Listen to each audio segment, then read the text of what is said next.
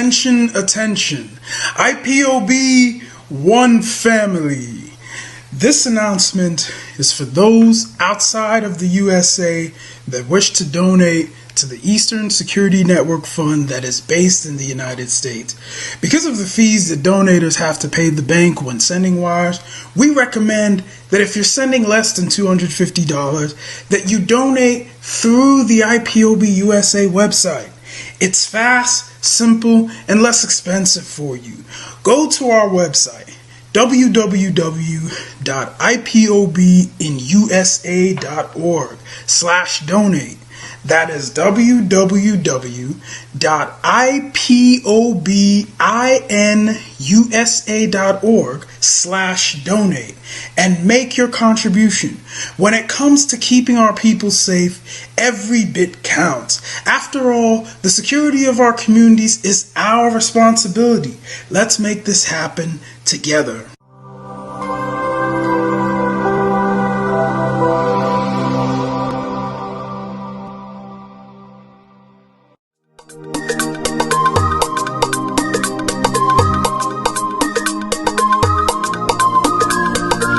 Yeah, Mr. Bella once again. Wisdom, heal it, come on, yeah. Say Biafra will not last forever. They say happy up in no go stand. What did they know? What do they know? What do they see? What do they see? If you give me a gun, I will shoot them aside. If you give me a gun, I will shoot them aside. If you give me a gun, I will shoot them aside. If you give me a gun, I will shoot them aside. If you give me a gun, I will shoot them aside. No, no, no. Biafra will live forever. Oh yeah. Biafra will live forever. Oh yeah. Biafra will live forever. Oh yeah. Biafra will live forever. Oh yeah. Biafra will live forever.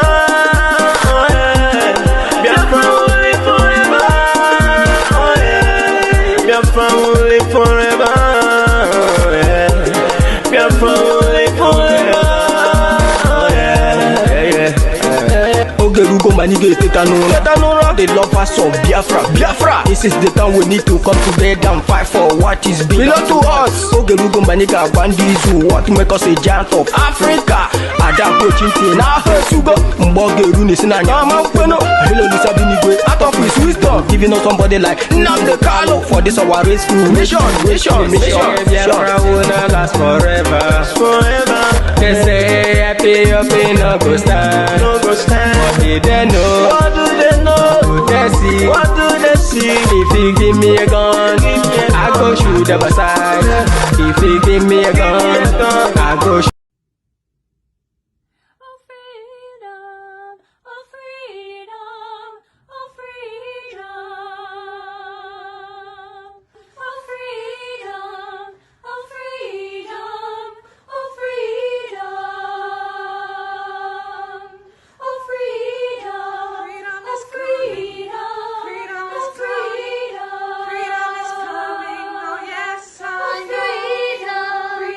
Freedom.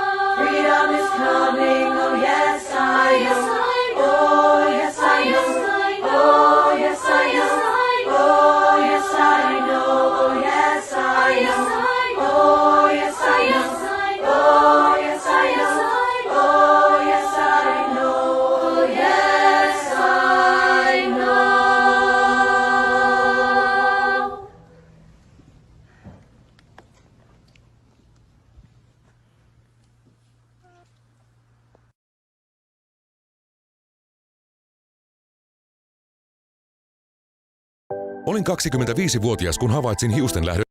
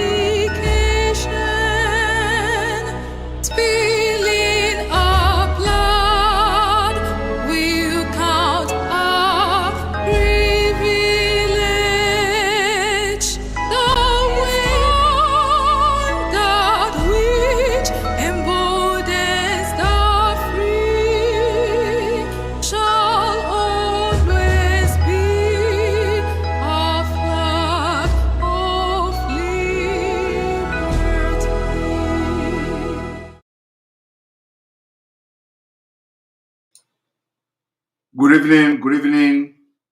Welcome to this day live broadcast on the Enter Biafra Channel 1. Welcome to this live broadcast, explosive one, on our Enter Biafra live streaming app. Welcome to this live broadcast this day, the 27th day of October 2021. You are watching live and direct, and we have come this evening to start exposition to wake up our Oduduwa brothers that something is about to befall Oduduwa land. Something is about to befall Oduduwa land. You all remember that in the past, we have been able to expose the Fulani Janjaweed in Oduduwa forest. We have been able to give very vital information leading to the formation of Amotekon. We've been able to expose a lot of the hidden agenda of Fulanis in Oduduwa land. We've been able to call and awake the subconsciousness of Oduduwa people. And today we have seen how the action of Oduduwa, how we have united, how we have become an indivisible South, how we have become our brother's keeper, how we look after each other, because the Oduduwa problem is also Biafra problem, and Biafra problem is also Oduduwa problem. We have one single and one enemy. The enemy we have is northern Nigeria. The enemy we have is Fulanese. Fulanese that are controlling the northern people. They have conquered the indigenous people in the north, and indigenous people in the north have no other help other than what we are going to do to liberate them. So on this note, this evening I have come to begin a campaign for the awakening of the subconsciousness of Oduduwa people. In addition to this, we are going to start by exposing how the Nigerian government are using the counter-terrorism law to suppress those who are genuinely fighting for what is their right. We have come to expose how the Nigerian government are using the power, the law, and abusing it with impunity. And in proving to you that Nigeria government are sponsoring terrorists and terrorism, not just in Nigeria, but in Africa, I am going to also play videos in case, so that those who don't understand how this global terrorism and all that, how it works, I'm going to let you know. We are also going to show you the latest index, the latest ranking, global terrorism index ranking that put Nigeria in number 3 again for how many consecutive years. Nigeria has become number 3 terrorist country. Some countries are dropping from that position, while Nigeria continue to maintain number 3 in this global terrorism index. I am also going to make this exposition, hoping that some of you watching today will understand the reason why it has become imperative that you have to be fighting to leave Nigeria. On the issue of Anambra election, we are making it very clear there is no election in Anambra State. We will not accept any election. No election will take place in Anambra State. What we are talking about is no election. We are not talking about boycotting election. It is not boycotting election, but no election. And the sit-at-home order, if nnamdi Kanu is not released, from the 5th till the 10th of this month, from the 5th to the 10th of next month or so, is still valid, and nothing have changed from that order. But what you have to know is that we are not talking about boycotting election. Okay? But what we are talking about is no election. There is difference between boycotting election and no election.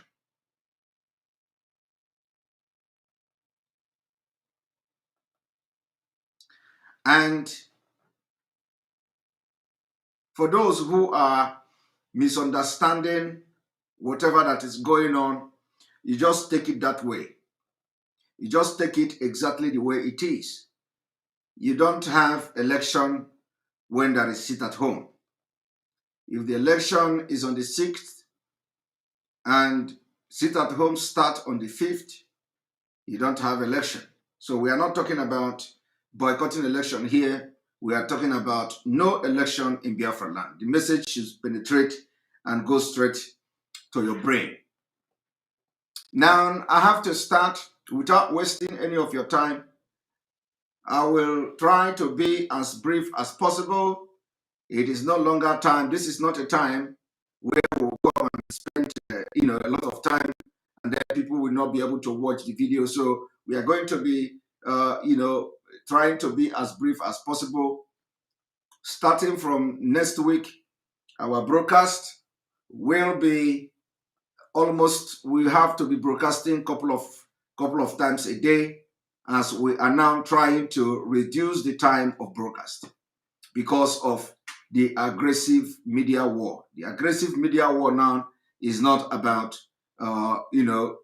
making the entire program in one video, but rather we have to make it as brief as possible so that people will be able to get the message and they don't get bored listening to the message. So it has to be something that we are going to be making sure that the message penetrates to everybody. Now, this evening, we all know that we are coming late. This coming weekend, we have two fundraising. We have fundraising on the 30th of this month. We have another fundraising on the 31st of this month, and on the 31st, and then on the 30th we have fundraising, and then also we are going to have Bruce Fenn on this program on the 30th of this month, which is Saturday or so, and then we are going to, it's going to start by 7 p.m. Biafra time.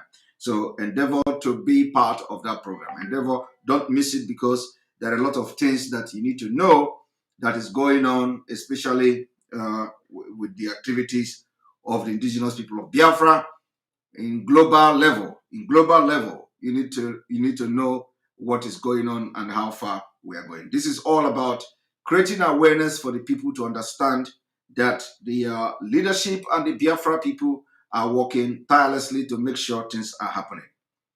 And on that note, the boat fundraising is very, very important. So we are urging you to be part of boat fundraising. Very, very important. Very, very, very important. All right, on this note, I'm going to start. Before I start on this, start this program, I want you to come here with your clear mind. Whatever you've known before, forget it. Whatever you've known before, forget it. I want you to understand that the Nigerian government will never stop supporting terrorism. The reason why they are supporting terrorism is no other reason than the conquest of Nigeria. They want to take over the entire Nigeria and turn it into caliphate, turn it into Islamic State. That is the only reason. And they will never stop.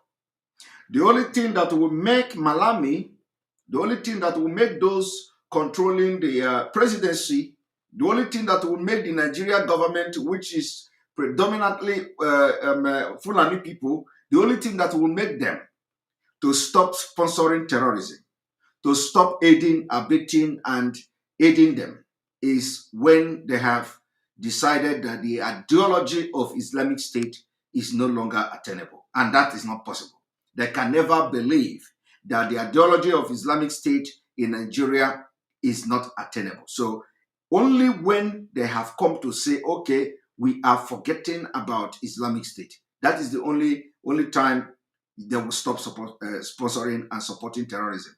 But we don't see that happening. And that is why it is very imperative for you to understand that there is nothing you can do in Nigeria as a policeman, as a military man. There is nothing you can do as those who claim to be patriotic Nigeria to make Fulani to stop thinking about turning Nigeria into Islamic State. It is not possible.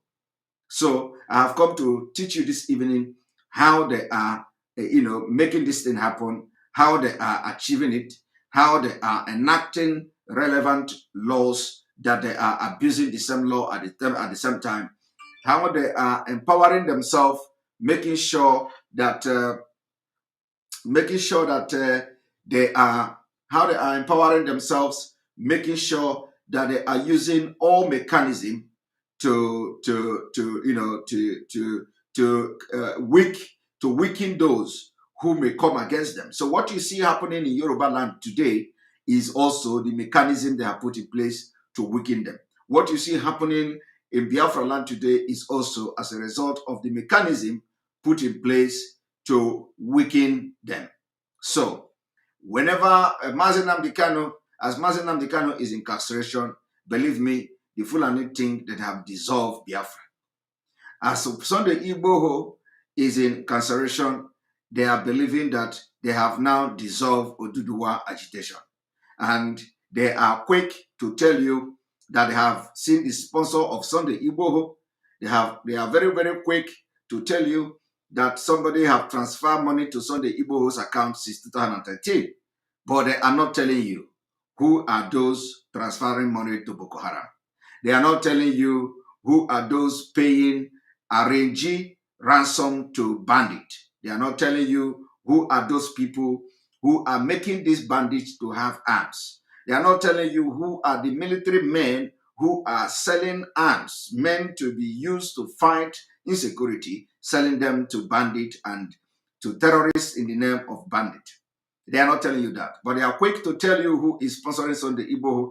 They are quick to tell you how much Sunday Igboho received in his account. They are quick to tell you how they have connected the company and all that. All these things, Malami is very, very proud and very quick to tell you. But they have not told you how many Bureau de Change were arrested, who are these Bureau de Change, who were arrested for sponsoring terrorism, how many people were indicted in Dubai, how many people that the Dubai document indicted in Nigeria. They are yet to come and give press statement and press briefing about that, because they are all the same. Now, I want you to listen to this. Very, very, very important. One moment.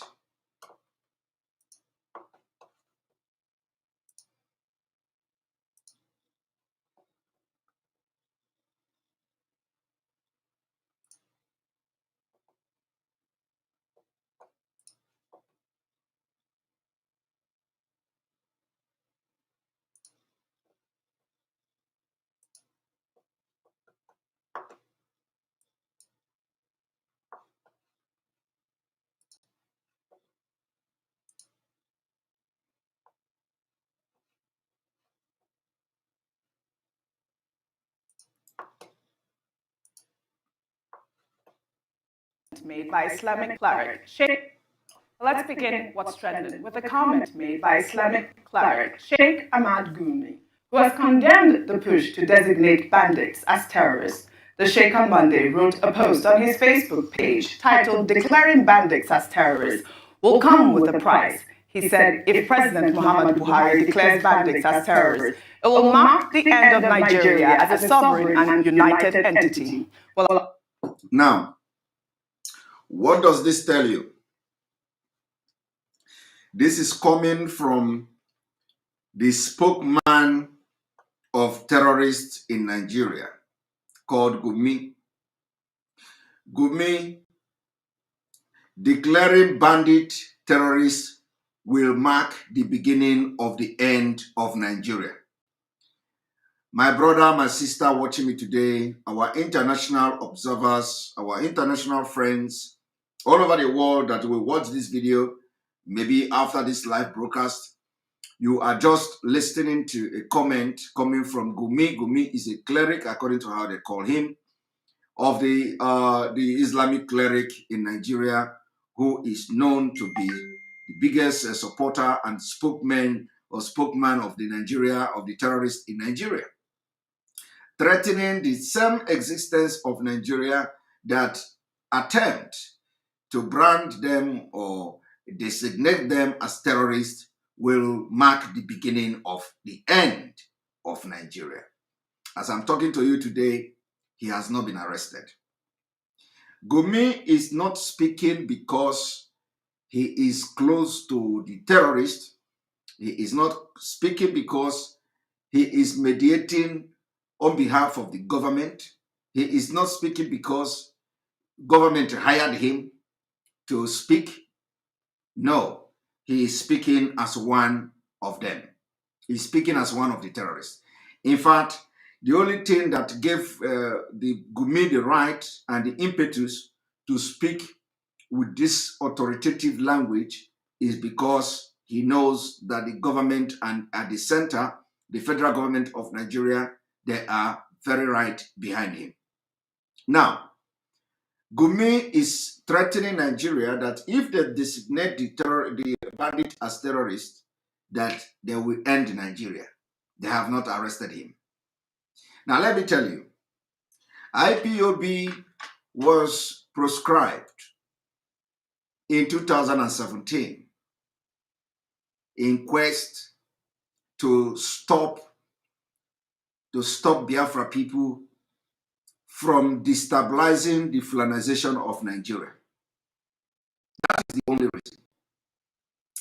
And I want to play a video from the US congressman, from some of the big players, for you to understand that the game the Nigerian government has played is already in the world.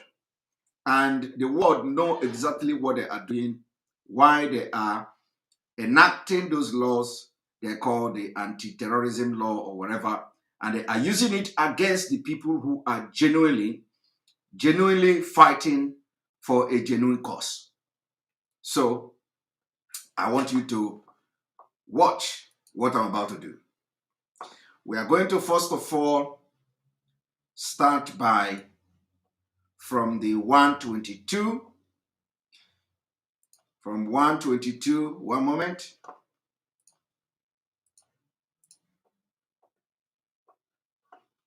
From 122, 122,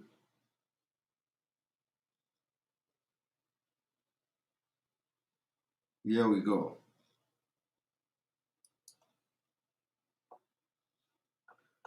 Here we go.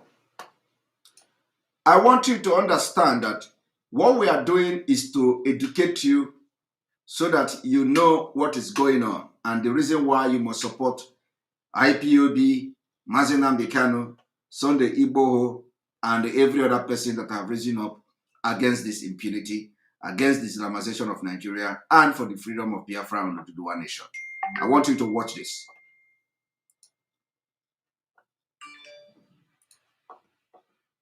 Line is it doesn't give any government the right to criminalize it. So, in any event, I appreciate very much your testimony. I'm happy to yield to my colleague from New Jersey. No, and I appreciate that. And, you know, it is, and again, I worry about the trend of governments around the world feeling that they can solve a problem by basically criminalizing civil society, and it doesn't work. The problems don't go away. In many respects, they get worse. The government trying to criminalize civil society, thinking they are going to solve problem. It doesn't solve the problem, rather it make it get worse. And of course, we are not claiming to be civil society. IPOB and Biafra people are not claiming to be civil society, but because the government of Nigeria thinking that criminalizing IPOB and prescribing as IPOB and tagging them terrorists will stop Biafra agitation, will be a solution to the incongruous structure of Nigeria, to the imbalance and marginalization, to the all the impunity that the Fulani government are doing. They think that when they criminalize IPOB or call IPOB terrorists or tag them terrorists, and they begin to carry that terrorism tag and be flagging all over the world, that they are going to solve the problem of Biafra. They think that when they say that they declare, they connive with the governors, those from the Biafra land, and say, okay, let us call IPOB terrorists, maybe after that, they are gone. And they think that that is going to be the solution of the problem. It's not going to be a solution of the problem. Something led to us to begin to agitate for Biafra. Criminalizing the activities of IPOB can never solve that problem. That is what these people are telling you. These are people that are, in the United States. And in this same program, you have the Congressman Chris Smith telling you exactly the way it is. What Nigeria did is that they mislabeled IPOB terrorist group, why they turned blind eye to the real terrorists. So the world has come to understand there is no amount of shout, there is no amount of criminalization of IPOB that will make the world to see IPOB activities as a terrorist activities. So it can never happen. And that is why the Malami and all of them are going to make sure they kill people in Anambra State. You know, even if they like, they kill people in Anambra State, the world know, even in this particular program, they even mentioned how government are bombing some places in order to blackmail some group or some civil society to tag them terrorists. So all these things, all these things are something, the information that the international community are aware of. So let me play it again for you to understand. Now, I'm going to allow this thing to roll so that you will hear again how designating IPOB terrorists or criminalizing organization like IPOB can never solve the problem. And the Fulani, they don't care to know. Just like the Gumi have come to threaten the Nigeria state that if they call bandit terrorists, they will end Nigeria. Why would they not end Nigeria? Their plan is to end Nigeria in the first place. But they will not arrest him. Because ending Nigeria, Gumi is talking about, is not to end Nigeria in the sense that Nigeria is going to end. Rather, the end Nigeria, the Gumi was talking about, is to make sure that the bandit and the terrorists, as they call them, and the jihadists, they declare complete war, total war against the Nigeria state for a complete takeover, like what happened in Afghanistan. That is what Gumi is talking about. But nobody have arrested him, and they are not going to arrest him. Even if they arrest him, it is going to be a rangy arrest. Now I want you to watch.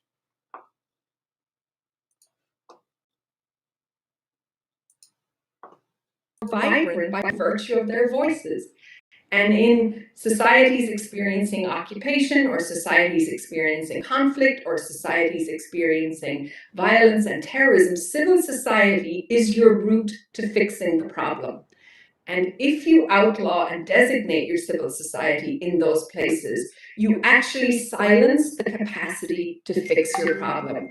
And so I know the High Commissioner and others have called upon, in countries that have engaged in the kinds of practices of designation that are inconsistent with international law, we urge you to rethink, not just because it's the right human rights thing to do, because it's the smart security thing to do in the long run. No, and I appreciate that. And, you know, it is, and again, I worry about the trend of governments around the world feeling that they can solve a problem by basically criminalizing civil society. And it doesn't work. The problems don't go away. In many respects, they get worse. And I get it. You know, sometimes civil society can raise uncomfortable truths and issues, but the bottom line is it doesn't give any government the right to criminalize it. So, in any event, I appreciate very much your testimony. I'm happy to yield to my colleague from New Jersey, Mr. Smith. It doesn't give anybody right. Thank you very much, right to Mr. Chairman, criminalize. and thank you for your testimony. It's not just about the civil society. You know, you mentioned 140 governments have adopted counterterrorism laws, and I'm wondering if you could tell us which ones you think are the most egregious that do not comport with human rights, if you could. Thank you, Chair Smith. So I will say one of the places that's a long list, and thank you for asking the question. And one of the things that my mandate does is we systematically review all national counterterrorism legislation across the world. Right. We've done that for China, we've done it for the United States, we have done it for the United Kingdom, we have done it for Egypt, we've done it for Nicaragua, we've done it for Venezuela, all of those countries. And there's not a region in the world, Chair, where we're not finding disturbing patterns of abuse. And let me just give you illustrations of where we're seeing the work. The first is kind of the mothership of this problem, which is definitional. What you described, if you don't have a precise and defined definition of terrorism, those of us who are lawyers know that if you're going to convict someone of an offense under due process of law, you have to have a clear and unambiguous understanding of what a person can do to run foul of the law. And so much of our counterterrorism legislation simply does not pass that threshold test of legal certainty and legal clarity. And that's in multiple places. Legal certainty and legal clarity. What does the Nigeria counterterrorism law say? Second thing we see is, I think the trend I identified, is this criminalization of acts that are protected. One of the most basic rights in international law, actually one of the few rights that is... The criminalization of acts that are protected. Now, let me tell you, this is one of them. Criminalization of acts that are protected. In this context, what is the act that are protected? Act, the right to self-determination. the right to agitate for self-determination, for independence and all that. These are the rights that are protected, which you cannot criminalize. And it is because of self-determination which is enshrined in the UN Charter, of which Nigeria nnamdi Kanu and IPOB Ududuwa people to rise up and agitate and demand their right. It does not matter how that right is being demanded.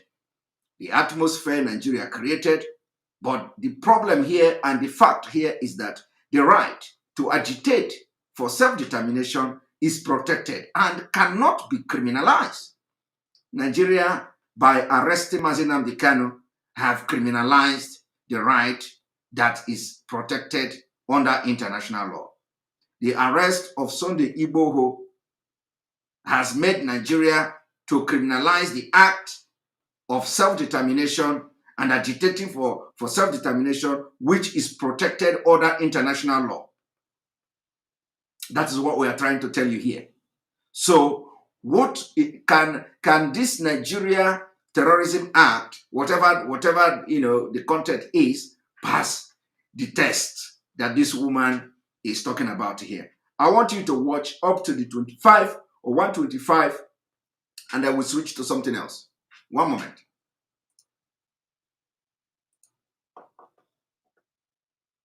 Unlimited is your right to believe in your religious belief. And as a person of faith, I take this as one of the most essential rights for any human being, to believe, to have faith in their God, and to practice.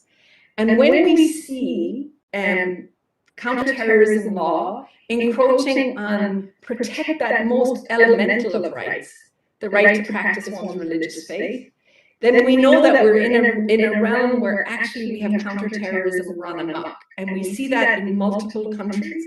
And the mandate I hold is systematically called out that practice. And I see it as an egregious practice of misuse. I also see these egregious practices of, the right to speak, the right to express yourself, the right to assemble, the right to participate in political life. The right to speak, the right to assemble. Now, as I'm talking to you now, the Nigeria state has succeeded in making sure that IPOB cannot assemble in anywhere in Nigeria and in Biafra territory. They cannot assemble without being killed. They cannot assemble without being, shoot from the air. And that is the anti-terrorism law, which it is a mechanism being put in place to stop any force that will hinder the Fulanization and Islamization of Nigeria. The same thing goes to the right to worship whatever you believe in. We have seen the Nigeria state destroying churches, destroying places of worship, and what have you, suppressing the people of a different faith than the Islamic people. And they are not going, what I am telling you this evening is that they are not going to stop. They are not going to stop. Now, let us now go further, because I want to finish this thing before I go into one of the most important exposition this evening. These things are elemental to the human person. They are in our DNA as sort of part of what makes us dignified human beings. And again, across the globe, in multiple countries, we see those fundamental expressions of human personhood being defined as terrorism or extremism. You see that? In most countries, we see that thing being defined, that right, that thing that you should enjoy under international law being defined as terrorism. This woman is just explaining what the evil Fulani government are doing in Nigeria. And some of you are not paying attention to it. Some of you are not paying attention. I have to take this thing back a little bit for you to hear it again.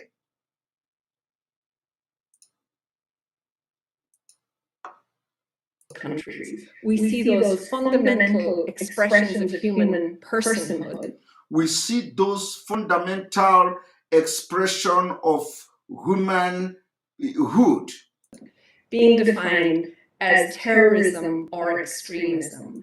Being defined as terrorism or extremism. So, the fundamental right of nnamdi Kanu to demand for self-determination as enshrined under the UN Charter is being defined as terrorism by the Nigeria Fulani state. The right of nnamdi Kanu to demand for fairness, equity, and justice as enshrined under international law, globally acceptable, Nigeria signatory to it, is being defined under the Nigeria Terrorism Act or whatever as terrorist act. Does that make sense to you? No. But let me tell you, the act of terrorism that actually fall under the definition of terrorism under international law, Nigeria are turning blind eye to it. Completely blind eye to it. Now, when you talk about Nigeria being designated as number 3 terrorist group in the world, ranked number 3 by Global Terrorism Index, IPOB is not there. The people and the group that made Nigeria to be seen as number 3 terrorist group, indigenous people of Biafra and Biafra people, they are not there. Now let me tell you, the people that made Nigeria number 3 terrorist group, bandit is one of them. Fulani herdsmen is one of them. But these people are not regarded as terrorists in Nigeria. What does that tell you? I am telling you today that it is not only Boko Haram, in the name of Boko Haram, it is not only ISWAP that made Nigeria to be number 3 in terrorism index ranking. I am telling you today that bandit contributed. I am telling you that Fulani herdsmen is ranked number 4 deadliest terrorist group in the world. They made Nigeria to be number 3 in the list, but they are not called terrorists in Nigeria. I ask again, what crime did IPOB commit in Nigeria from 2015 to 2017 September that lead to the prescription of IPOB as a terrorist group? Nobody has been able to answer that question. We want to hear the crime that IPOB committed that made Nigeria government, because they have hijacked the judiciary, they dictate what kind of decision they give. They are in charge of the judiciary. They are in charge of the military. They are in charge of the police. They are in charge of the executive. They are in charge of legislative. They are in charge of everything. That was the reason why they were able to prescribe IPOB. Because there is no crime. There is no act of terrorism anywhere. Now, I will play this till the point, and I'm going to bring to you the Global Terrorism Index ranking. IPOB and the indigenous people of Biafra didn't make Nigeria to become number 3. But the people that made Nigeria to become number 3, they are the herdsmen. They are the bandits. They are Boko Haram. They are ISWAP. And the information is there. But in Nigeria, they are not seen as terrorists. That is the problem. And that's an enormously dangerous thing, because there are real terrorist threats in real places, in real time, to be countered. All of us know that. You see, there are real terrorists, there are real threats to be countered. And all of us know that. And I've just told you now the real threat. In Nigeria, there are real threats. There are real terrorists to be countered. I'm just saying it. This woman is repeating it. Now, in Nigeria, who are the real terrorists to be countered? Boko Haram, bandit, Fulani herdsmen, Mayete Allah. The informations are there, but they are not being counted. In fact, after the video, I will play to you how the representative of this terrorist is boasting how they will end Nigeria if they call them terrorists. That is the problem here. So anybody that is waiting for international community to call Simon Ekpa a terrorist, you will wait until that kingdom come. War is going to end for you to get that. Because what we are doing, what I am doing today, and what I'm doing every day is my right under international law. Under international law, Nigeria, even if Nigeria don't sign it, so long as Nigeria is existing and is a shithole country, and they call them the third world country, I am going to do it because the international law protects everybody a right to self-determination. And even if it goes to that we are going to fight war, to use arms and ammunition to defend ourselves, it is also we are also protected under international law. It doesn't matter how you see it. We are not going to be the first country to use arms and ammunition to defend our land. And we are not going to be the last country to do it. And we are going to do it.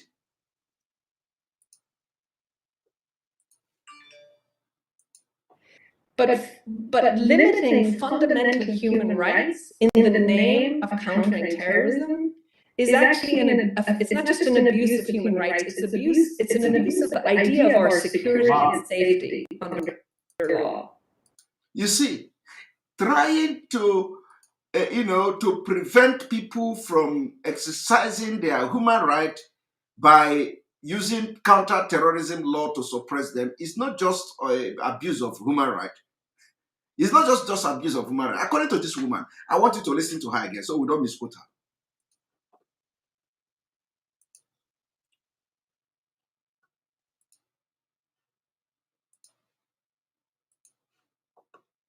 Countries, we see those fundamental expressions of human personhood being defined as terrorism or extremism.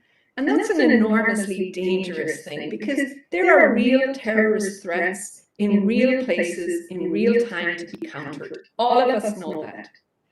But limiting fundamental human rights in the name of countering terrorism, limiting fundamental human right in the name of countering terrorism is actually it's not just an abuse of human rights, it's abuse. It is not just an abuse of human rights. It's an abuse of the idea of our security and safety.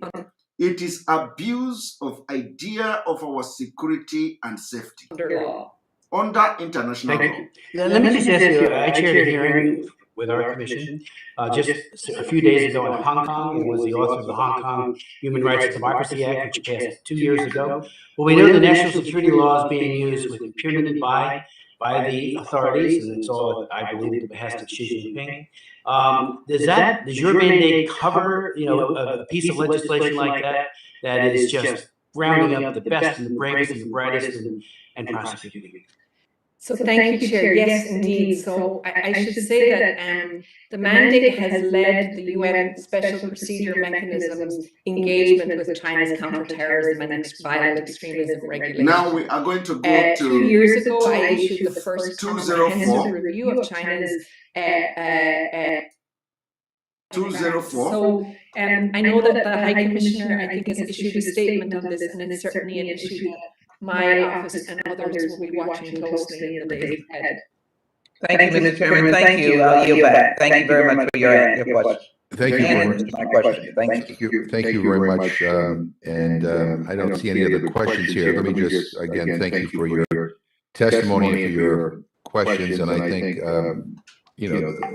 the over-securitization that we have seen happen over the world, some of these new counterterrorism measures have not only not worked to stop terrorism, but they have significantly trampled on the civil rights and the civil liberties of too many people around the world. And we cannot criminalize civil society. We should not tolerate that. And And I think we cannot and we should not criminalize civil society. We have seen all over the world where government are using their so-called counter-terrorism law to criminalize civil society, and we cannot allow that. That is exactly what is happening to IPOB. your voice here has been a powerful reminder that the status quo needs to be re-examined. And my hope is we will move in that direction. But I appreciate very much you being with us today. So we are going to start, first of all, not only just about the release of nnamdi Kanu, but at the same time to deproscribe IPOB. If Nigeria want anything to even, for anybody to even have a listening ear for anything, it is to demand, for a start, unconditional release of nnamdi Kanu and the proscription of IPOB. You can't proscribe ethnic group in the name of trying to suppress their civil rights.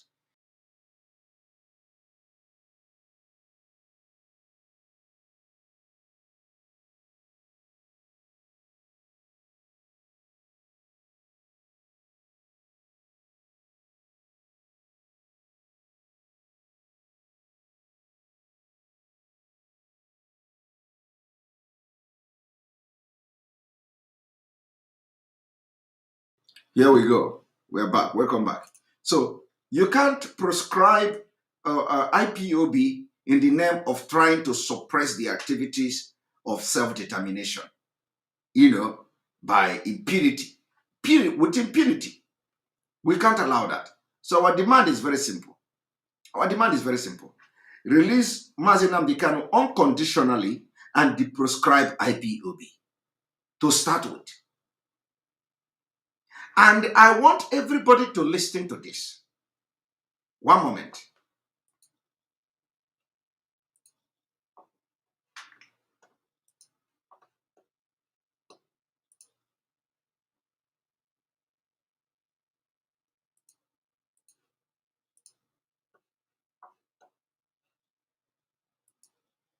You just heard that woman. By the way, some of you don't know who that woman is. You just heard that woman. She said, we know who are the real terrorists. And the government is not going after the terrorists, but they are going after the civil right. They are going after people that are genuinely agitating and fighting for their civil right. And it is unacceptable. That is what is happening in Nigeria. That is what is happening in Nigeria. Now, watch the real terrorists. Watch.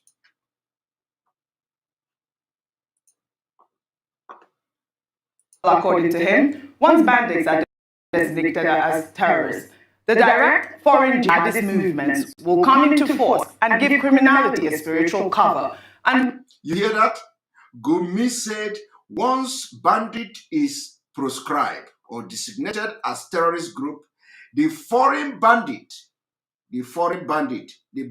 that they are bringing, they have already, they are somewhere waiting for order.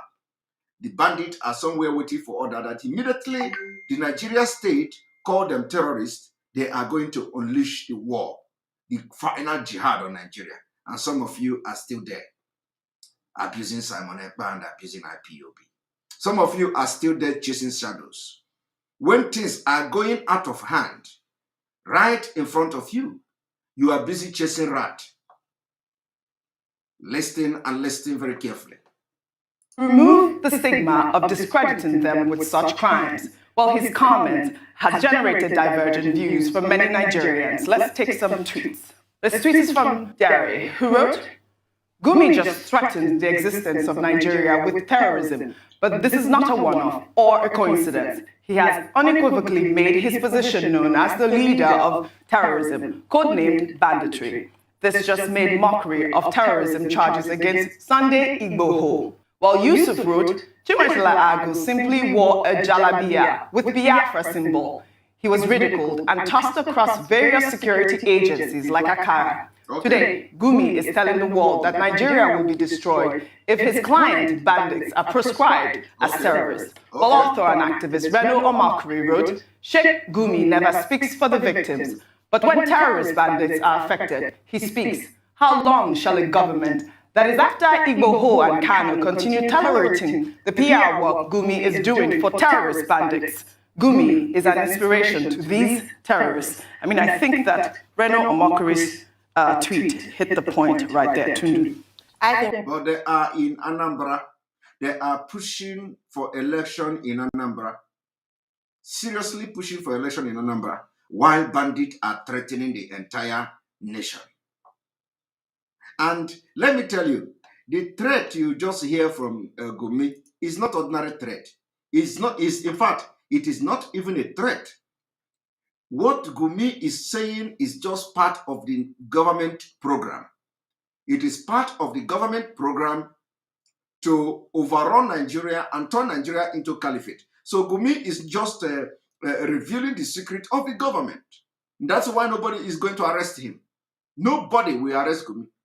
And that is why I will call those people who organize native doctor to go to Sunday Igboho. I'm going to expose how they invaded Sunday Igboho today. Invite Yoruba people to this program. I'm going to tell you how they succeeded in invading Sunday Igboho today on this program. Immediately after this issue, I'm going to Sunday Igboho's program issue, how they invaded his house with 3 native doctors, 3 good native doctors. And I will tell you where the native doctors come from. The 3 native doctors, they used to enter Sunday Igboho's house. I'm going to tell you where they come from. For some of you don't know.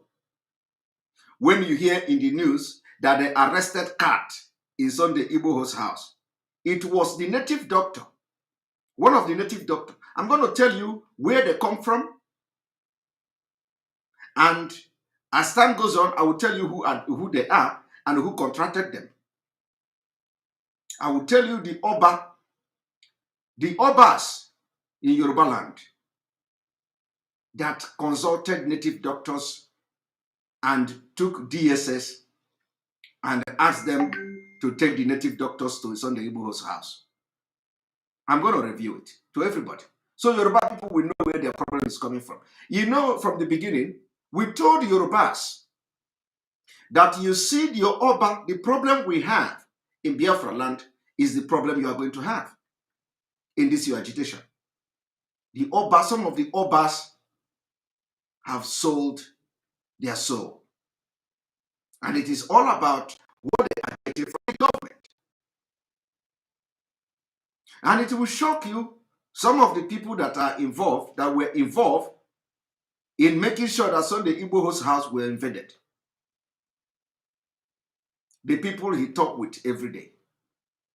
The people he talked to. The people that knows what's up about him. The people that, so Sunday Igboho think that he have, the people that know something about him. They consulted the right native doctor. And they brought them to his house. 3. 2 native doctor, male native doctor, and 1 woman native doctor. DSS cannot do job. They cannot do their job. They rely on all this fetish thing. They came there. And all of them were bouncing like a aeroplane. A native doctor tell them to carry the cat. Take the cat. The cat is Sunday Igboho. Take the cat. The cat is Sunday Igboho. The question I want to ask the native doctors today, the people calling me should stop calling me, please. The question I want to ask the native doctor today, since they say they have power, they catch the cat. Was the cat still Sunday Igboho? They say they are seen in spirit. And they led the 3 of them, they led the DSS. They were commanding them what to do when they say, catch the cat. It was Sunday Igboho, and they arrested the cat. Was it still Sunday Igboho? So for the cat finally not being a Sunday Igboho, what does that tell you? It tell you that those native doctors you take to Sunday Igboho also have their own flaws.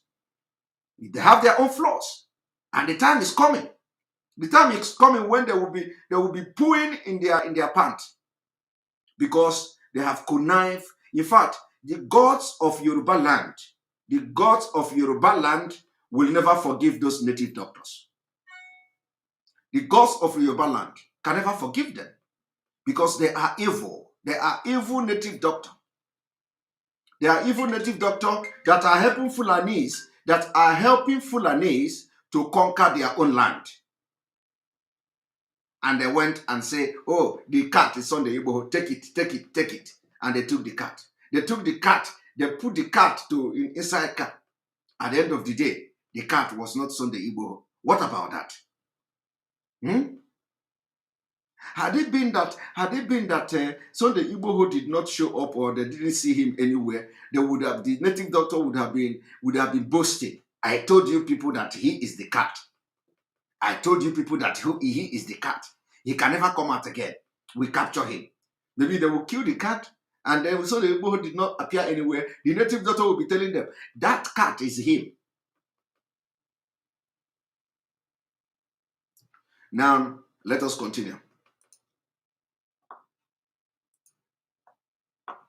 Okay, really did. Yes. Not only does Sheikh Gumi never speak for the victims, he actually referred to them in a manner that I find offensive and reprehensible. He made the point that talking about who's really innocent here and then society doesn't have the moral high ground. Basically saying, I hate victim blaming in any form that it takes. But he's basically saying the activities of the bandits is just desserts.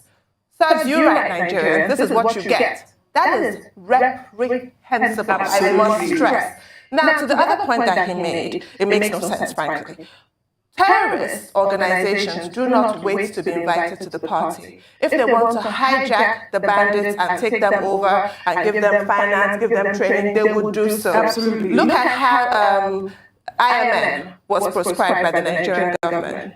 Hezbollah, well, according to some, America, for instance, has been prescribed as a terrorist organization. Did Hezbollah rush to IMN to adopt them? No. So it doesn't always follow in that way. They have the same religious orientation even. It doesn't always follow. A terrorist organization can hijack the bandits without them being prescribed. It's all about them being a means to an end. It's got nothing to do with prescription. We'll now give them carte blanche to now come in. That point is completely nonsensical, frankly. So apart from being offensive, he didn't even make sense. So I really wonder what the point of what he was saying was. Rufai, I thought his comments were inflammatory at a point where everyone is calling for the bandits to be, designated as terrorists. I mean, I thought it was just the wrong time for him to even say this.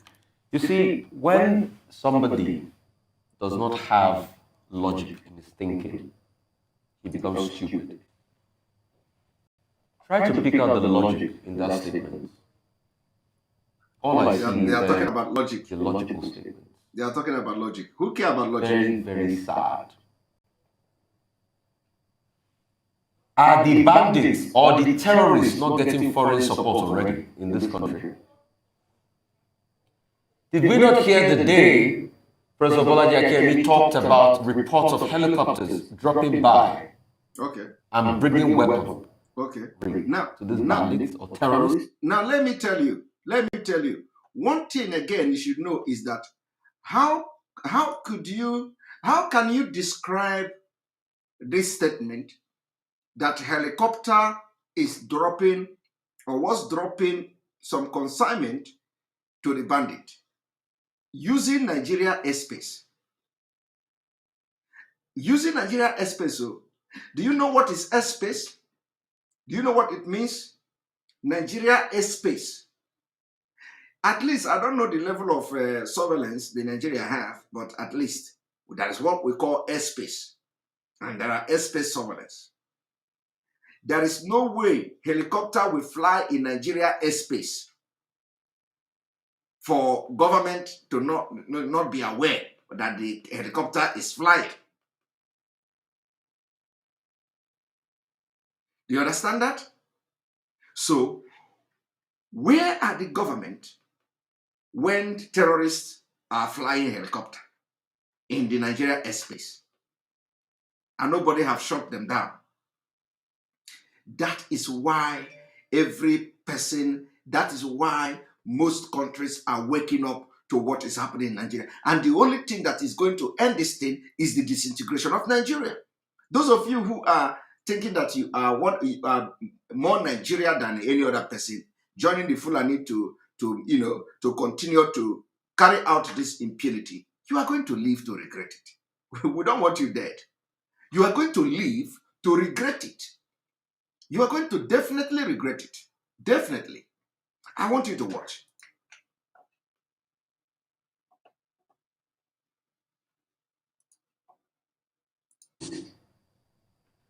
Did we not hear of the sophisticated weapons they have?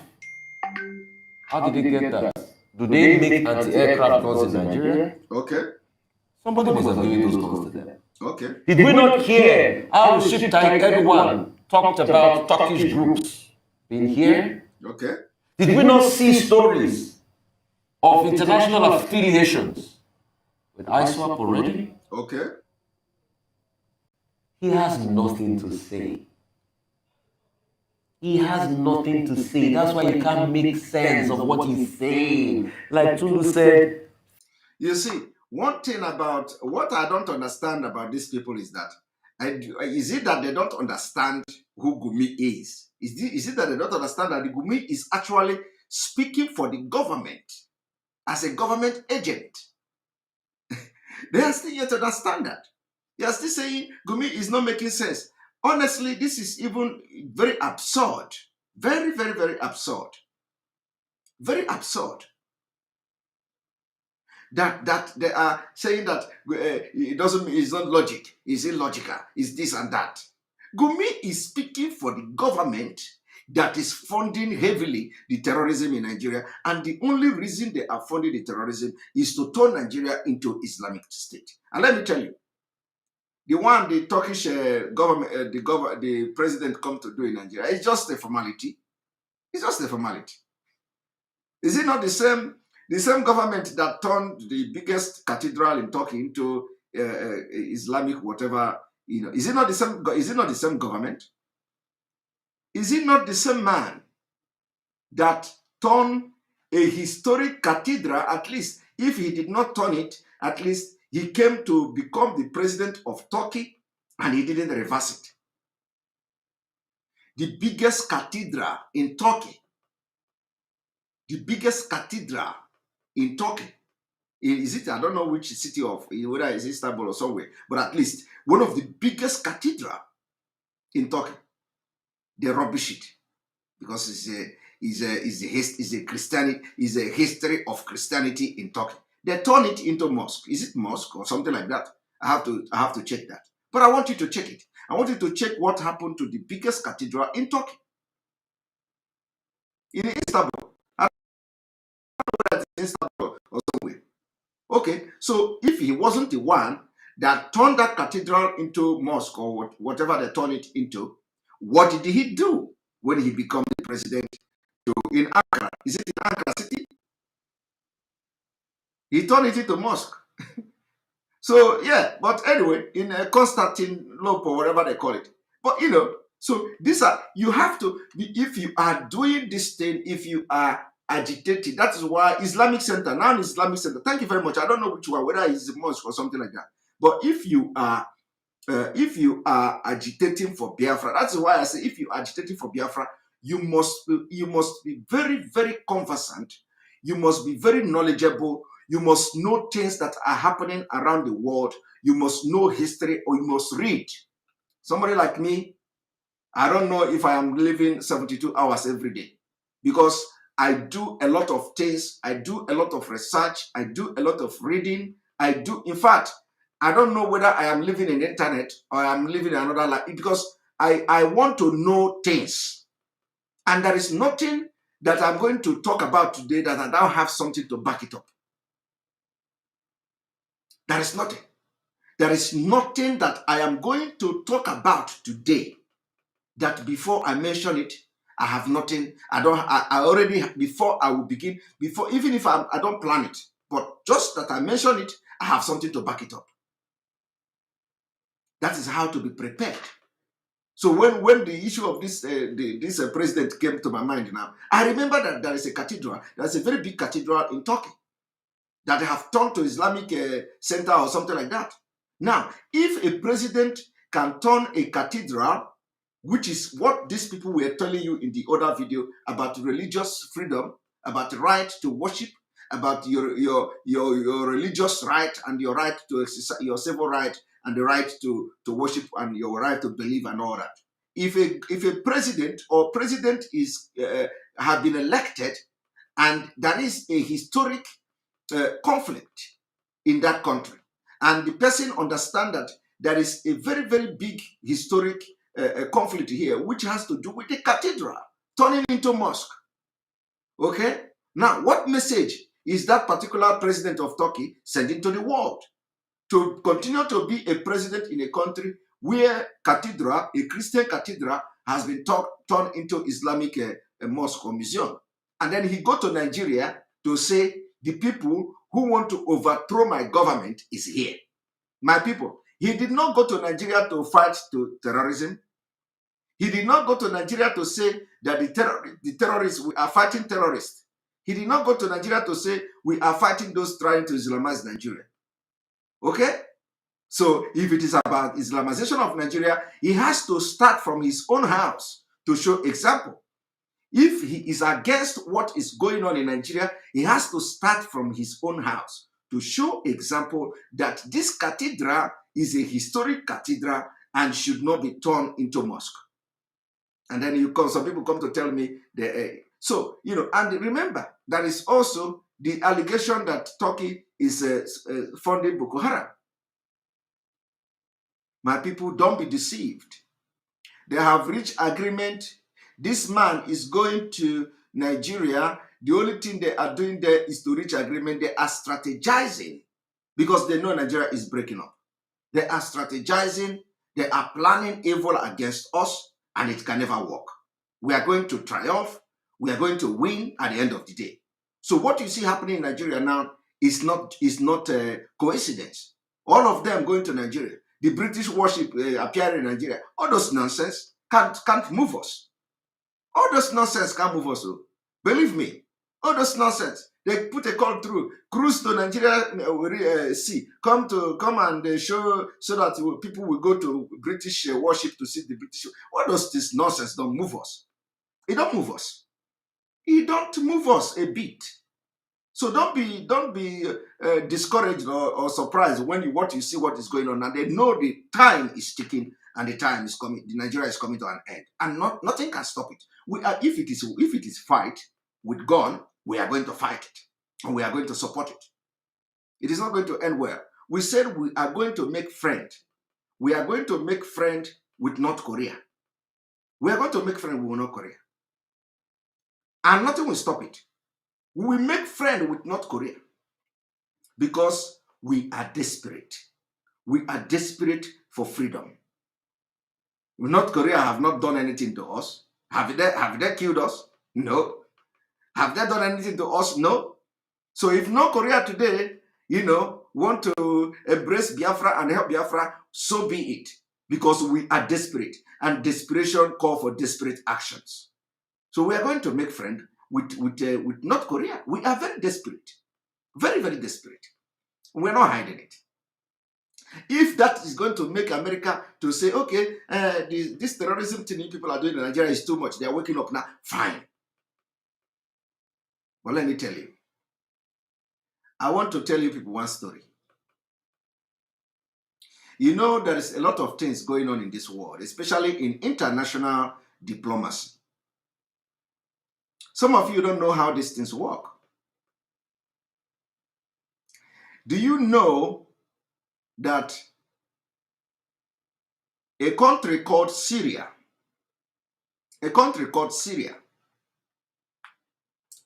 Syria went into war sponsored by America and NATO and the NATO countries.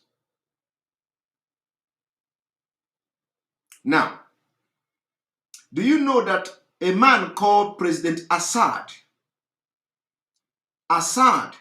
that Obama wanted to kick out of office for whatever reason, he is still there. He is still there. He is still there. Do you know that when America and the EU sanctioned Russia, they slashed Russia with one of the biggest economic sanctions, the Visa card, which is originated from America, stopped working in Russia. They suspended Visa card. So any Russian that travel abroad, at that time, and you have credit card called Visa, automatically your visa will stop working. Your visa will stop working. Are you aware of that? Okay, some of the, are you aware of that? So when the sanction came, if there's it was a very big thing that time. Now, Russia was struggling to survive. Do you know what Putin did? Some of you do not know. Putin made sure that every place that America and other countries ever go to interfere, he goes there. He makes sure that he goes there to defend those people. Putin went to Syria. I want you to understand, for those who will say Nigeria is making a deal with Russia, it didn't start today. It didn't start today. But let me tell you one difference. The difference between what the Putin and Russia have done in other countries and what is going to happen in Nigeria and Biafra is that those countries are not fighting for self-determination. They are not fighting for separation. They are not fighting for independent state. They have no this crisis of tribal differences and diversity. So it was a different thing. While in Nigeria and Biafra, we are fighting completely a different fight. So what worked in Assad in Syria, because Russia went there to defend them, will not work in Nigeria in 2021. Remember that during the Biafra-Nigeria war, Russia also participated to fight on behalf of Nigeria. We hold them for 3 years. In 2021, going forward, if we go into war with Nigeria, it can never be the same. Never, ever be the same. It can never be the same. That's what I'm telling you. Because those countries that fought and sent troops and support to Nigeria can never do that today. Can never do that today. Now, I want to tell you something as well. You know a country called Cuba? Do you know a country called Cuba? When the Cuba, for those of you who don't know the history of Cuba, Cuba has been on sanction by the United States in those before Obama for many years, over 30 years. Over 30 years. American president before Obama visiting Cuba, American president has never visited Cuba for the past 30 good years back then. So, what is the problem? There was economic sanction, there was embargo on Cuba. So, as the world slashed sanction on Russia, do you know what Russia did? Russia was looking for a way to get back to the United States and the NATO countries. Now, Putin decided to visit Cuba to make Cuba an ally. Immediately, Putin visited Cuba or began the process of a talk with Cuba. As he left there, the next thing, Obama left everything he was doing in Washington, D.C. And Obama ran to Cuba. Immediately, Obama opened talk with Cuba because of Putin of Russia. Because of Russia. That pride that America had to show Cuba that they will continue to be under economic sanction, that pride, Obama swallowed it. America swallowed the pride. America swallowed the pride. Obama, the next few days, Obama ran to Cuba and lifted some of the sanctions. I don't know whether it was all the sanctions, but at least some of the sanctions against Cuba. Obama lifted it. They signed some pact on economic ties and all that. Do you know why? Cuba did not approach Obama and beg him to lift the sanction when American president did not visit Cuba for 30 years. And let me tell you, what demarcated America and Cuba is just a sea. That was how the life, economic life, began to come back to Cuba. They didn't send nobody. Some of you that are looking at the North Korea guy, or the North Korea president, or the North Korea people as they are, everybody. I am telling you that Cuba have been like this, economic sanction imposed by America, granted by America, embargo by America for over 30 good years and counting.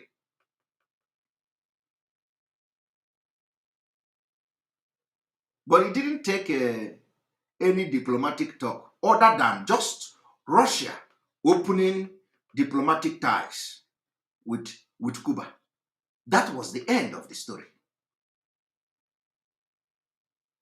So your enemy must not be my enemy.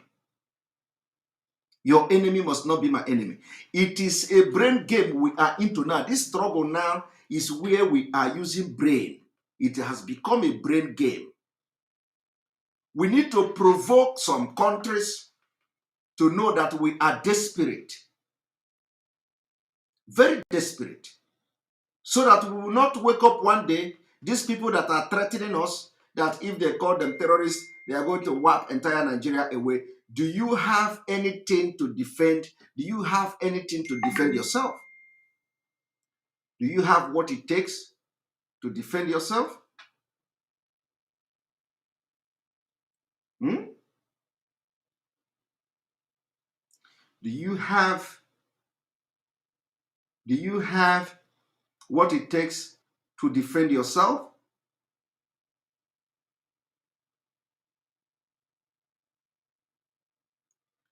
Do you have what it takes to defend yourself?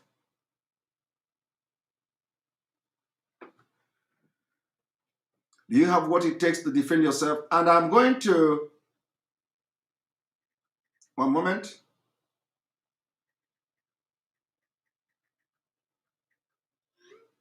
Do you have what it takes to defend yourself? You don't. So we are desperate. Let us listen to this.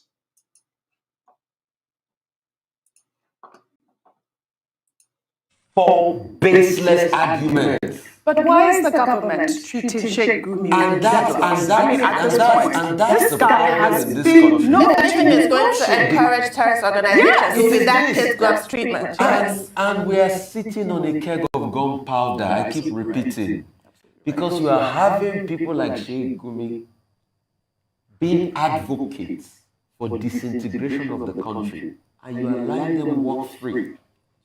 In a country where we have to bring people together, and at the same time you are arresting the likes of Igbo, you are proscribing IPOB, but people are saying this, and you can't call them to order.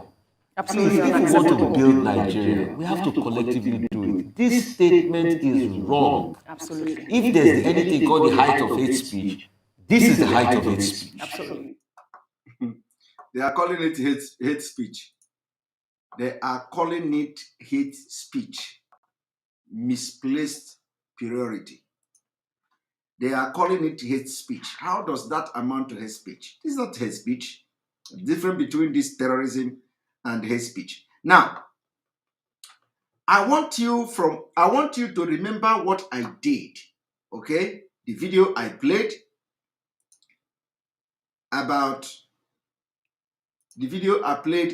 how the Nigerian government are using terrorism act to suppress the civil right in Nigeria. I want you to listen to Malami. Listen to Malami.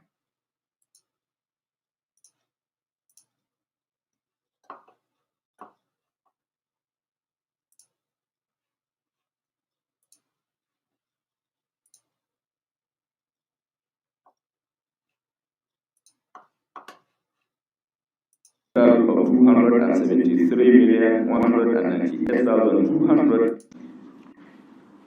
a total of 273 Addition International Concept Limited account through Addition in 28 September 2020 between 22nd 145 lawmaker and the National Assembly, 3 bank accounts, Ladele, Oyetunji, and Ederobo, April 2010. Addition International registered also that Sunday Igboho on financiers of Adeli Sunday Ademo, aka Sunday Igboho. The report revealed that Sunday Igboho is a director and signatory to Addition International Concept Limited, registered on 23rd April 2010. Are you listening to the idiotic and the most crooked people in government? They are now trying to, the money that is coming to Sunday Igboho's company is now being converted as a money being paid to him as sponsor. The money that some people, when the government, when the politicians, whatever the contract Sunday Igboho's company or the company he's part of is having in Nigeria, it has become the money used to sponsor Sunday Igboho.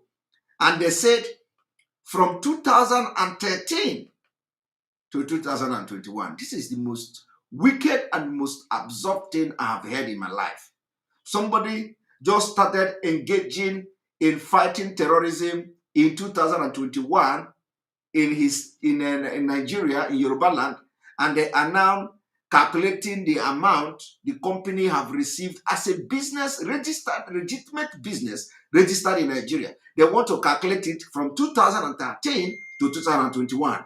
That between 2013 to 2021, Sunday Igboho company have collected so amount, 100 million. And for that reason, the money is the one they are using to sponsor him. My people, this is the height of it. They have no evidence to invade Sunday Igboho's house for no reason. Have you seen how wicked they are? Because they did not see no evidence of anything. What they do now is to begin from 2013. My people, what is Sunday Igboho's activity in 2013? What is Sunday Igboho's activity in 2014? What is Sunday Igboho's activity in 2015? What is Sunday Igboho's activity from 2015 to 2020? I am asking you people. Have you ever heard about Sunday Igboho apart from political activities? Do you know who is Sunday Igboho before 2021? Because he took it upon himself. Sunday Igboho was a politician involved in politics in Nigeria, playing politics with them. And he had enough with the killing in Yoruba land and the kidnapping going on in Yoruba land, right in front of him. and you listen to Attorney General telling you that the sponsors on the Igbo from 2013. Is there any crime Sunday Igboho is being charged of from 2013 to 2019? Is there any crime Sunday Igboho is in charge of from 2019 to 2020?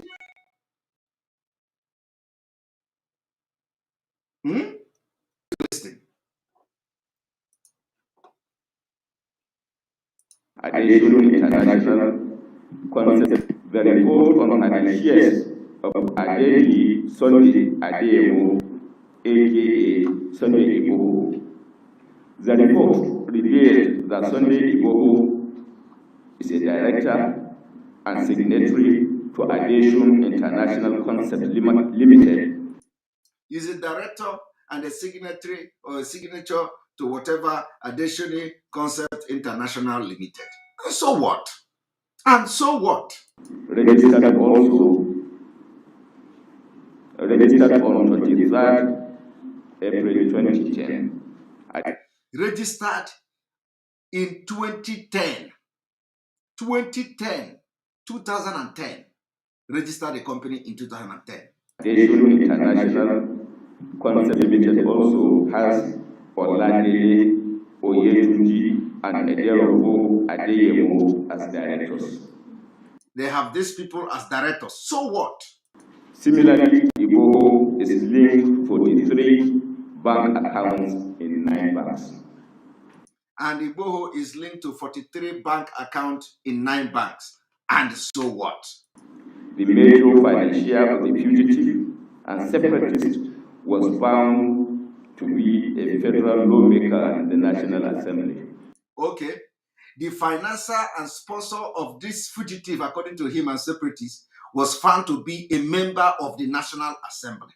Now, I want you to listen to how they come to conclusion that a member of the National Assembly is the one sponsoring Sunday Igboho. Now, watch what is going to shock you now. And watch. Listen. A total sum of 127,145,000 naira was received by Igboho from his financiers between 22nd October 2013 and 28th September 2020 through. Did you hear that? That Sunday Igboho received money from his financiers from October 2013 to 2020 to the tune of 100 million. So all the money that Sunday Igboho received between 2013 to 2020 from these financiers is 100 million.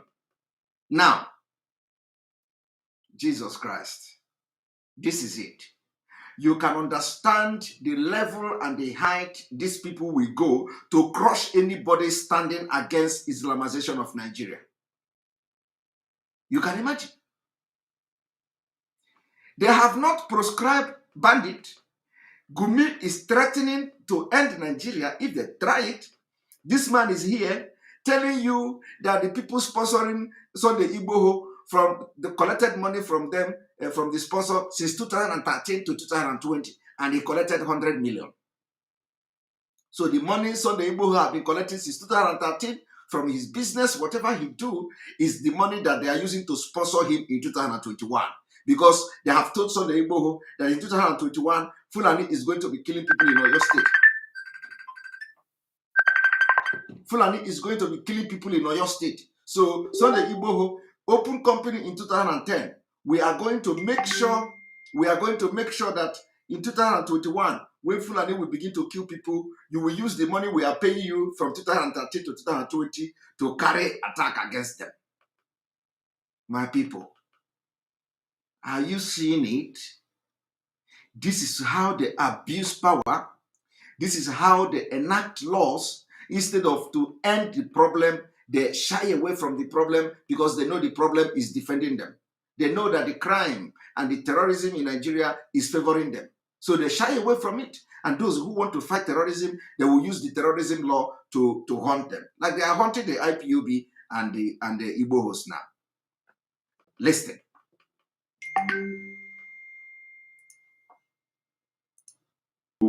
Aviation International Concept Limited account. A total of 273,198,200 transaction outflows was recorded from Sunday Igboho's account between 15th March 2013 and 11th day of March 2021. Can you imagine? Between 2013 to 2021, another 200 million was recorded in the entire period of 2013. I want to ask you, between 2013 to 2021, if you make 200 million in your account in naira, is that too much? And I'm asking again, is that too much? And Sunday Igboho is living in a very big mansion. In a very big mansion, which the money he is receiving is part of the money they used to build the house for 7 years. For 7 good years. For 7 good years, this man is into business. This man has family. This man has people he is helping. This man is doing a lot of things. He thinks that the money he is using is going to come from heaven. Is it not going to be from his business activities and engagement? So this is unbelievable, and Nigerians are not talking. Of course, they will not talk. All of you, we know that what is going on. And of course, Sunday Igboho was one of the Nigerian politicians. They are working for them in those days, but he's no more. He has come to understand that Nigeria is not a country to fight for.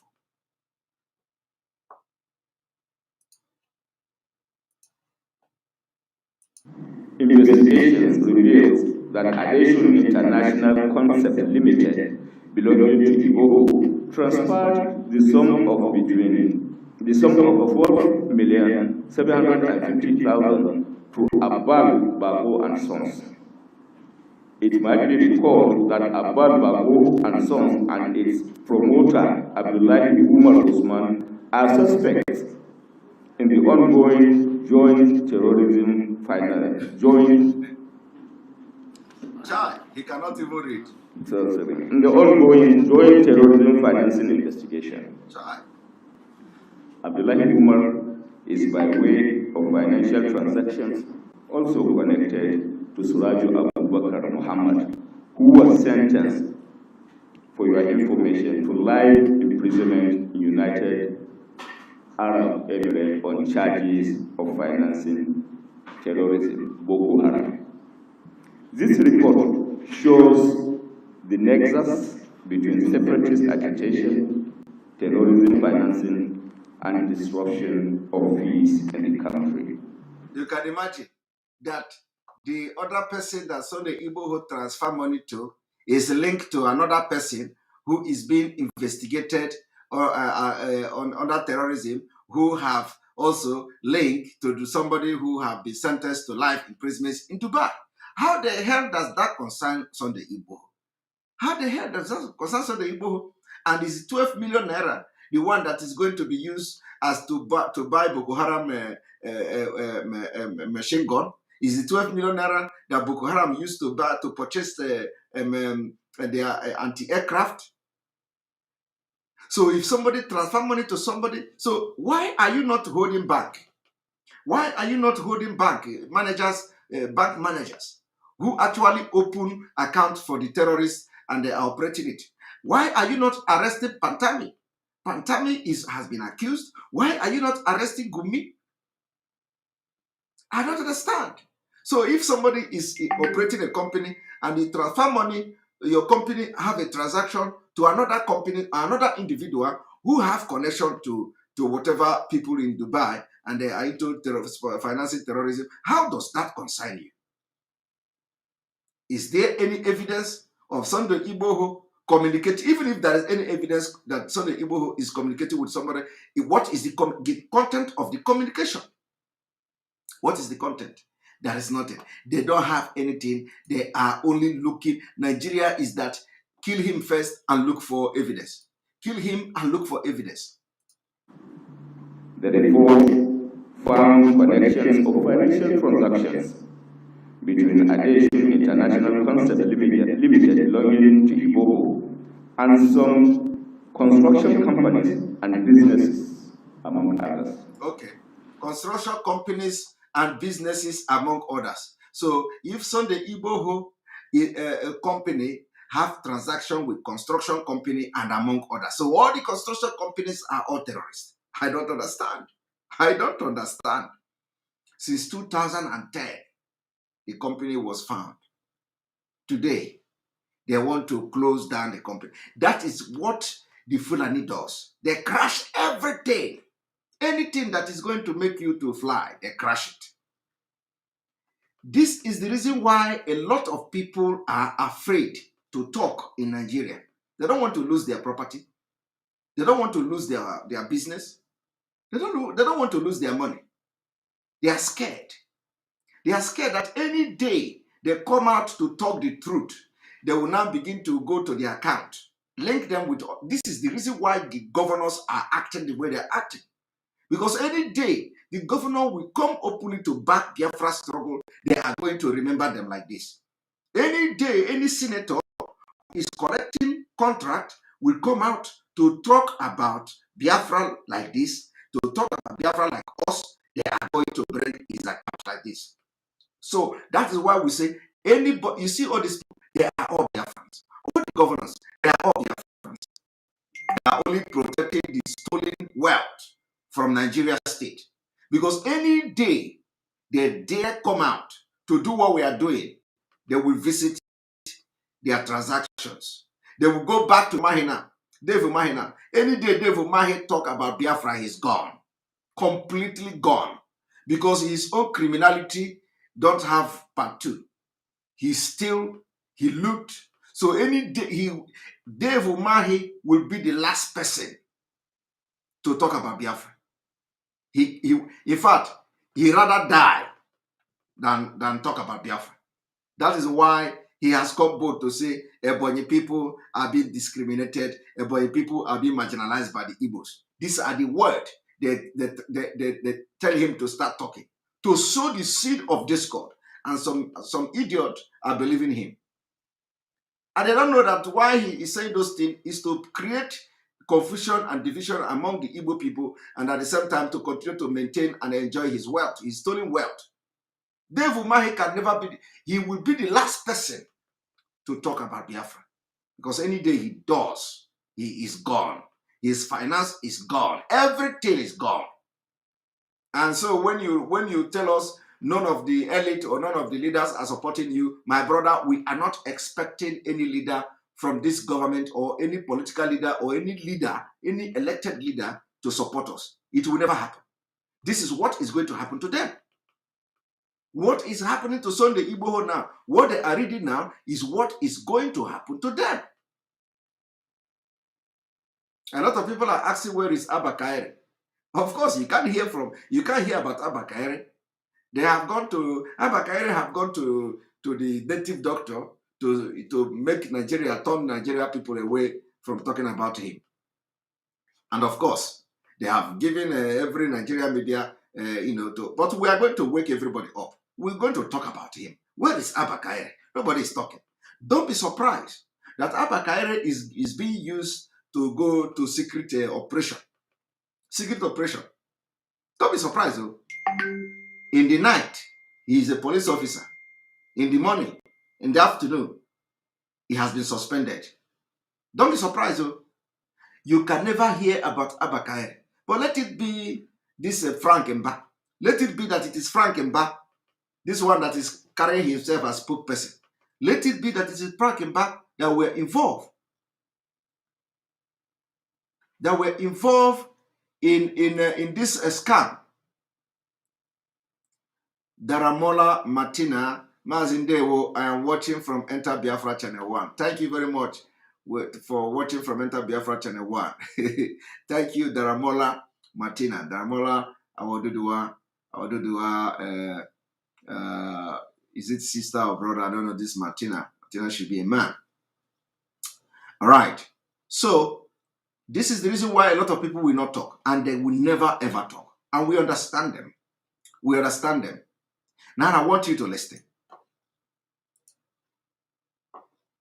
Having received the report, the federal government remains resolute in its determination to have a peaceful Nigeria. The federal government will do the needful within the context.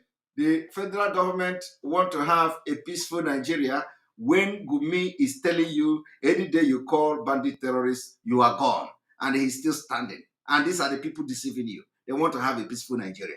Of the legal provisions in ensuring that the matter is given the deserved attention, and those found guilty will be made to face the wrath of the law.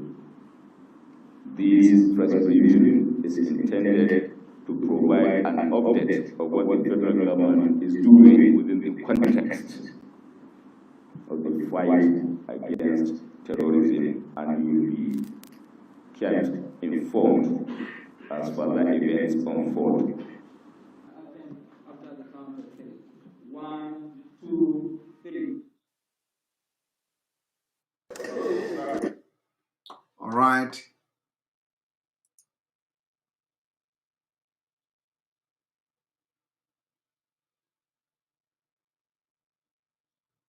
Welcome, welcome, welcome, welcome. Back again. Where is this? Here we go. So you have all listened to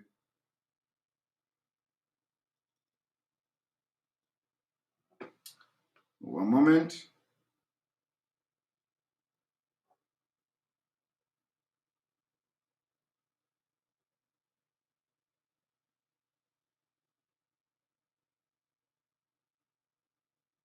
One moment.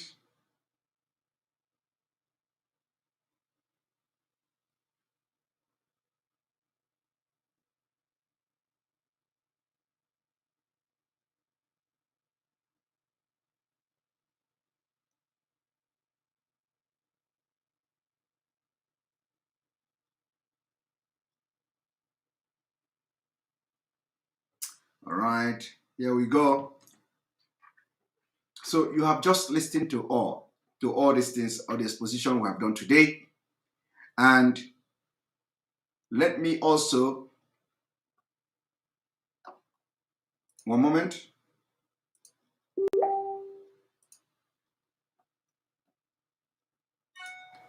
Let me also inform you. Let me also inform you that IPOB was designated or proscribed in 2017 for no justifiable reason. And I'm going to show it to you.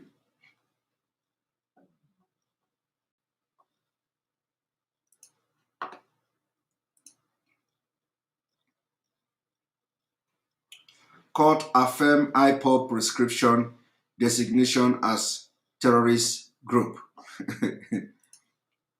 in quest to stop the IPOB from protecting the people, indigenous people of Biafra.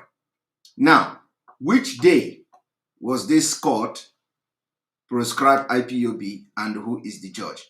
The Federal High Court in Abuja on Thursday dismissed the application by the indigenous people of Biafra asking for an order reversing the order prescribing the group and designating it a terrorist organization. Delivering his ruling on ipob application, acting Chief Judge of the Federal High Court, Justice Abdul Kafarati, you can imagine the name, Abdul Kafarati, resolved all the 3 formulated issues against the group, and they held that the September 20th, 2017 prescription order of the court was validly issued. Now, if you want to go and look for what was the offense of IPOB, you can never see it. There is no valid offense. There is no valid crime committed by IPOB from the formation till 2017, September 20th, when that prescription was given. So we ask, what exactly constituted this particular act of terrorism that made a judge to pronounce and prescribe IPOB on September 20th, 2017? What is the act? What was the crime of IPOB? What was the crime of IPOB? And can anybody answer that question? Nobody can answer that question. All right. On this note, I thank you all. Tomorrow we continue again. I wanted to spend 1 hour, but 1 hour 30 minutes at least, but we have spent 1 hour 50 minutes. So we're going to leave here and make sure you join us tomorrow again for an explosive broadcast where we will have more time to explain how 3 native doctors. Before I end the program, let me also comment on that native doctor. We don't have the time now. I think we don't have the time, so we have to make that broadcast tomorrow. The native doctors that invented that were used are consulted before the invasion of Sunday Igbo's house. The exposition will be tomorrow. So invite all our Duduwa brothers to stay tuned for me to expose and explain how they invaded Sunday Igbo's house with 3 native doctors, 2 men and 1 female. Thank you very much. May God bless you. May God bless Biafra. May God bless Oduduwa. God bless the Middle Belt. May God bless Ambazonia. May God bless IPOB Worldwide. May God bless nnamdi Kanu. May God bless ESN. May God bless all the unknown government that are doing something against Nigeria. May God bless Igboho. May God bless all the agitators of Duduwa Nation and Yoruba Nation now. May God bless all of you. I love you all from here. Good night.